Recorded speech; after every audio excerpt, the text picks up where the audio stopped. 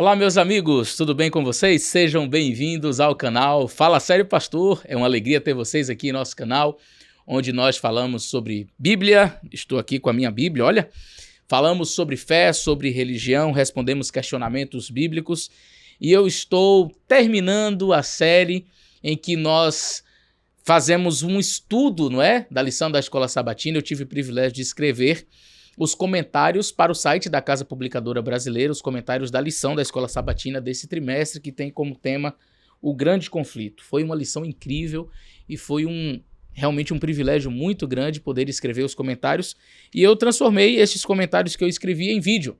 Então você pode acompanhar a série completa, os 13 vídeos estarão aqui disponíveis no canal. É claro, eles têm aquela ênfase para o estudo da lição, mas eu acredito que são materiais que serão úteis aí para você por muito tempo. Não deixam de estar atualizados, porque o tema, o grande conflito, é sempre um tema muito atual. E eu vou deixar o link deste último comentário na descrição. Você pode baixar o texto para ter com você, tá bom? Então fica com a gente até o final. Foi um grande privilégio poder estar com vocês compartilhando o estudo da lição da Escola Sabatina durante esse trimestre, e que Deus abençoe você. Fica com a gente até o final desse vídeo.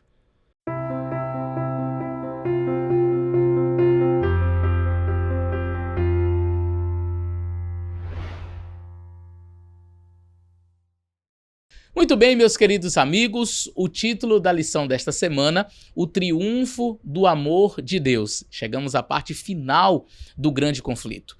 Os momentos que antecedem a segunda vinda de Jesus são descritos em Daniel 12 e o verso 1 como tempo de angústia como nunca houve desde que existem nações até aquele tempo. Mas naquele tempo o povo de Deus será salvo, todo aquele que for achado inscrito no livro, o livro da vida, naturalmente, não é? Esse período é também conhecido como a grande tribulação ou a angústia de Jacó. Os filhos de Deus, perseguidos pelos ímpios e, ao mesmo tempo, sem a certeza de que todos os seus pecados tenham sido confessados, enfrentarão grande angústia mental.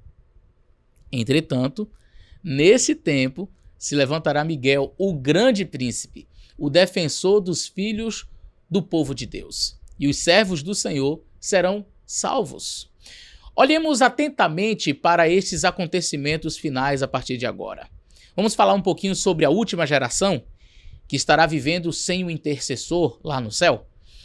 Um questionamento comum feito por alguns estudantes dos eventos finais que precedem a volta de Cristo é: depois que a porta da graça se fechar e Jesus não estiver mais no Santíssimo, no lugar santíssimo, intercedendo pelo ser humano, os salvos ainda pecarão?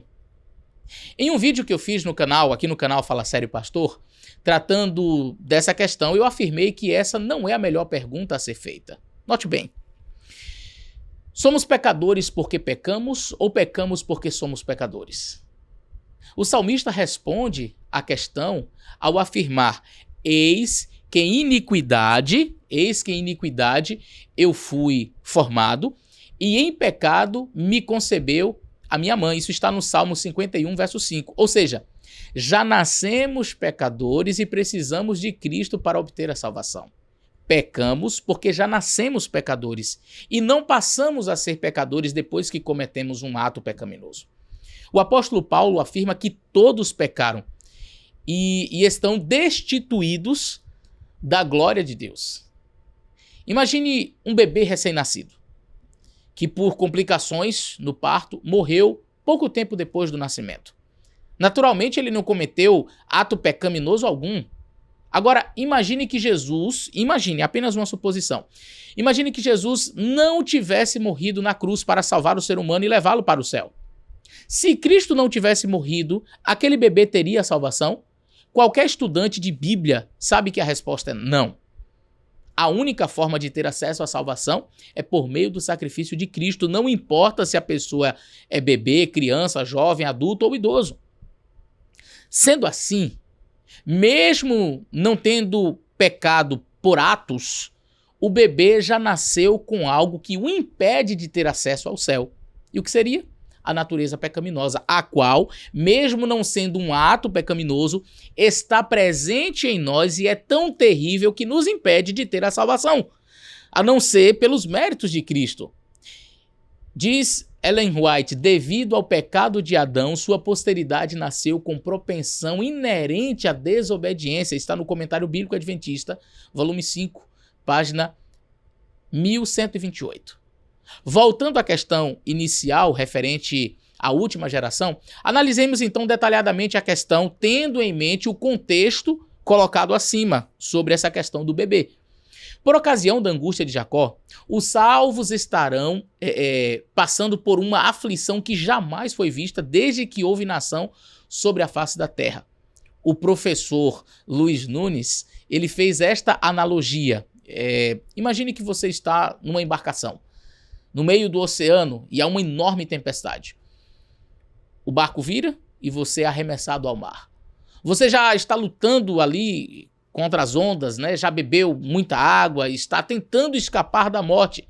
A pergunta, nesse exato momento você teria um pensamento impuro? Pensaria numa mulher desnuda? Ou num ato libidinoso com alguém? Claro que não. Isso porque as circunstâncias que lhe cercam não permitem isso.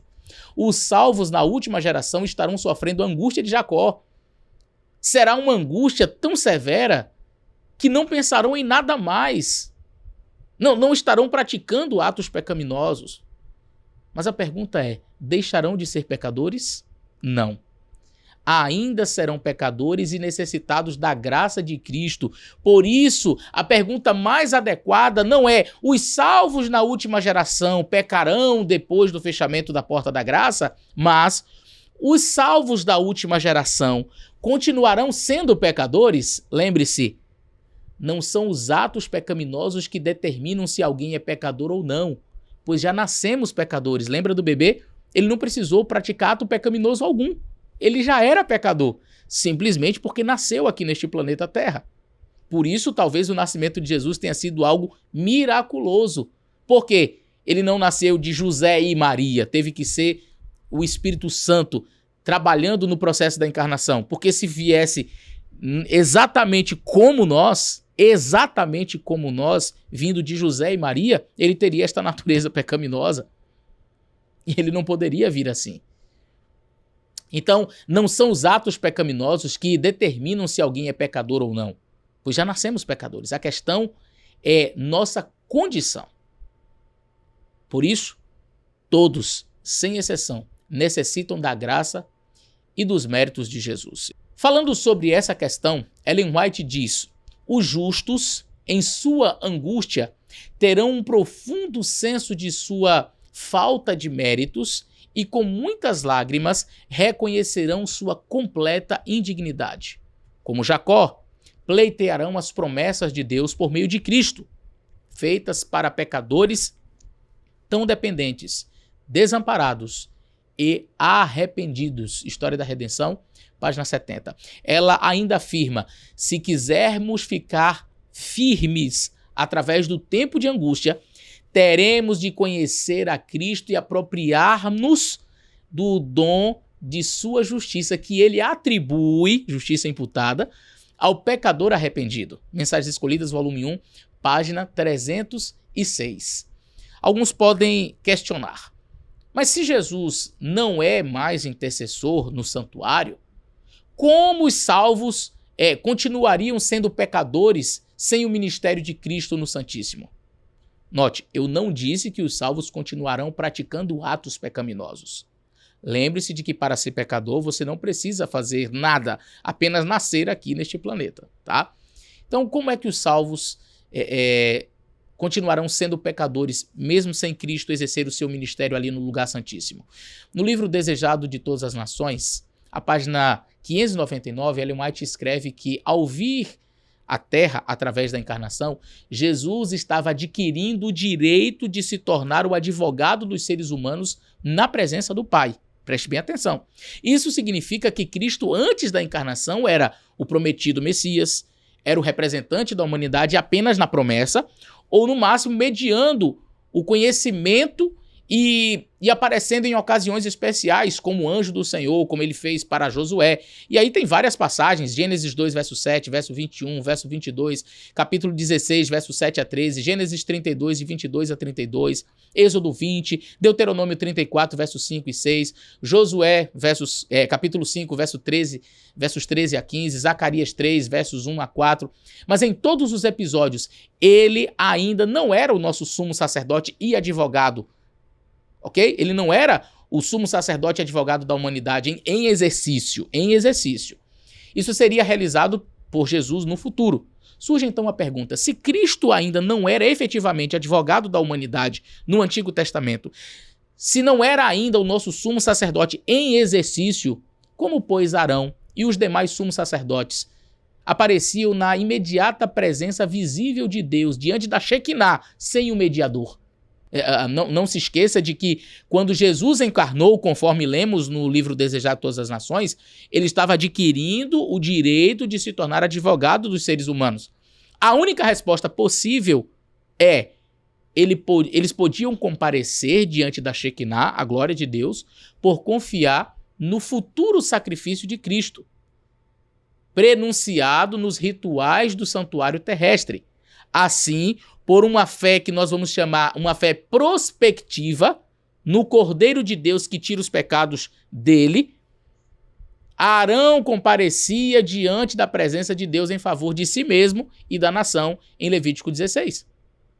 Semelhantemente, os salvos da última geração comparecerão diante de Deus sem um mediador efetivo, pois Jesus terá concluído o seu trabalho sacerdotal, mas por uma fé retrospectiva. Agora, é uma fé que relembra aquilo que Cristo já fez e não prospectiva. Então, através de uma fé retrospectiva, eles apresentarão a Deus os méritos da expiação de Cristo, como está escrito no livro Patriarcas e Profetas, página 163, que diz: algo semelhante ocorrerá com aqueles que vivem nos últimos dias.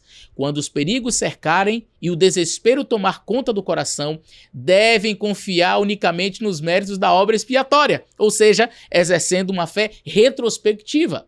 Não haverá dois tipos de salvos, queridos, lá no céu, porque não há dois tipos de salvação. As exigências de Deus para a última geração são as mesmas exigências para qualquer geração anterior. Não existirá no céu pessoas salvas que viveram num período em que ainda podiam pecar e um outro grupo de pessoas salvas, mas que viveram na última geração e não podiam mais pecar. Todos que chegarem ali, seja da primeira, da segunda, da 50ª ou da última geração, serão pecadores arrependidos que somente puderam entrar no céu porque se apropriaram dos méritos de Cristo e da sua justiça, a justiça de Cristo. Bom, depois que os salvos forem para o céu, nós entraremos num período que a Bíblia chama de milênio. Haverá um dia que será o último dia de oportunidade para arrependimento. Como se fosse um outro dia qualquer, as pessoas acordarão, sairão para suas atividades, estarão entretidas em suas labutas diárias e não saberão que em algum momento Cristo lançará o incensário de suas mãos e encerrará a sua obra de mediação. Sem que ninguém saiba, toda a oportunidade de salvação estará encerrada. Quem fez a escolha ao lado de Cristo fez, quem escolheu o lado do inimigo também terá tomado a sua decisão. Cristo então retorna à terra para buscar os seus filhos. Aqueles que morreram ressuscitarão e se unirão aos justos vivos. Os ímpios mortos permanecem mortos, e aqueles que estiverem vivos por ocasião da segunda vinda de Jesus morrerão. Terá início então um período, como eu disse, chamado milênio. No período de 1000 anos que inicia na segunda vinda de Cristo, Satanás estará preso neste planeta que estará completamente destruído. Diz a Bíblia: olhei para a terra e eis que ela estava sem forma e vazia. Olhei para os céus e nele não tinha luz, eles não tinham luz. Olhei para os montes e eles tremiam e todas as colinas estremeciam. Olhei e eis que não havia ninguém e todas as aves do céu haviam fugido. Olhei ainda e eis que a terra fértil era um deserto e todas as suas cidades estavam derrubadas e em ruínas diante do Senhor, diante do furor de sua ira. Jeremias 4, 23 a 26. Como o trabalho do diabo é tentar as pessoas, e os justos estarão no céu com Jesus, e os ímpios estarão mortos na terra, Satanás não terá quem tentar. Estará preso pelas circunstâncias. Como um pedreiro que precisa trabalhar, mas como num dia de chuva muito forte, ele diz, hoje eu estou de pés e mãos atados. É claro que ele não está literalmente preso, mas as circunstâncias o aprisionam. Apocalipse capítulo 20, versos 1 a 3 diz, então vi descer do céu um anjo que tinha na mão uma chave do abismo, uma grande corrente. Ele segurou o dragão, a antiga serpente que é o diabo e Satanás, e o prendeu por 1000 anos, lançou-o no abismo, fechou e pôs selo sobre ele, para que não mais enganasse as nações, até se completarem os 1000 anos. Depois disso, é necessário que ele seja solto por um pouco de tempo. Percebeu?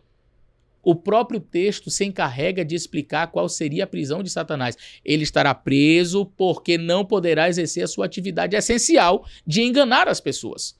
Como mencionado anteriormente, com os ímpios mortos e os salvos no céu, durante 1000 anos só restará ao diabo refletir em suas más obras. Bom, após esse período de 1000 anos, terá início então o Armagedon. O que será isso, pastor? Apocalipse capítulo 20, verso 3 diz, é necessário que ele seja solto por um pouco de tempo. O diabo? Pois é. Se entendermos que a prisão de Satanás é circunstancial, e que tem a ver com a obra de enganar pessoas, que é o seu trabalho, logo, se ele estará solto, é porque haverá pessoas vivas novamente para que ele possa enganar. Apocalipse capítulo 20, verso 5 diz, referindo-se aos ímpios, os restantes dos mortos, os ímpios, não reviveram até que se completasse os 1000 anos. Esta é a primeira ressurreição. Ora, se eles não reviveram até que os 1000 anos se acabassem, isso significa, obviamente, que após os 1000 anos os ímpios ressuscitarão. Isso pode ser confirmado em Apocalipse 20, verso 7 e verso 8, que diz, quando, porém, se completarem os 1000 anos, Satanás será solto de sua prisão e sairá a enganar as nações que estão sobre os 4 cantos da terra, Gog e Magog, a fim de reuni-las para a peleja, para a batalha. O número desses é como a areia do mar, percebeu? A soltura de Satanás está diretamente associada à ressurreição dos ímpios. Deus ressuscita os ímpios para o acerto de contas final. Eles deverão comparecer diante do trono branco para serem julgados e sentenciados por Deus. Vi um grande trono, um trono branco, e aquele que estava sentado nele. A terra e o céu fugiram da presença dele e não se achou lugar para eles. Vi também os mortos, os grandes e os pequenos que estavam em pé diante do trono. Então foram abertos os livros. E ainda outro livro, o livro da vida, foi aberto. E os mortos foram julgados segundo as suas obras, conforme o que estava escrito nos livros. O mar entregou seus mortos que nele havia. A morte e o inferno entregaram seus mortos que neles havia. E foram julgados, um por um, segundo as suas obras. Apocalipse capítulo 20, versos 11 a 13. Mesmo assim, Satanás não perde a oportunidade de fazer o que sempre faz, enganar as pessoas. Ele se adianta e convence os ímpios de que podem derrotar a Deus e tomar a cidade santa. Porém, o fim de Satanás e de todos os seus súditos será o mesmo, a morte eterna. Quando, porém, se completarem os 1000 anos, Satanás será solto de sua prisão e sairá a enganar as nações que estão nos 4 cantos da terra, Gog e Magog, a fim de reuni-las para a batalha. O número deles é como a areia do mar. Marcharam então sobre a superfície da terra, cercaram o acampamento dos santos e a cidade amada. Porém, desceu fogo do céu e os consumiu. Apocalipse 20, versos 7 a 9. O fogo que consome os ímpios purifica a terra. Todo vestígio de maldição é removido. Não existirá nenhum inferno ardendo eternamente para fazer os resgatados se lembrarem das terríveis consequências do pecado. Grande conflito, página 557. Enfim, o pecado foi destruído, bem como seu originador. O pecado não mais existirá. A Bíblia ensina que o pecado, Satanás e os ímpios serão completamente destruídos. Assim, o grande conflito terminou. Pecado e pecadores não mais existem. O universo inteiro está purificado. Uma única pulsação de harmonia e felicidade vibra por toda a vasta criação. Daquele que tudo criou emanam vida, luz e alegria por todos os domínios do espaço infinito. desde o minúsculo átomo até o maior dos mundos, todas as coisas, animadas e inanimadas, em sua serena beleza e perfeita alegria, declaram que Deus é amor. Deus abençoe você.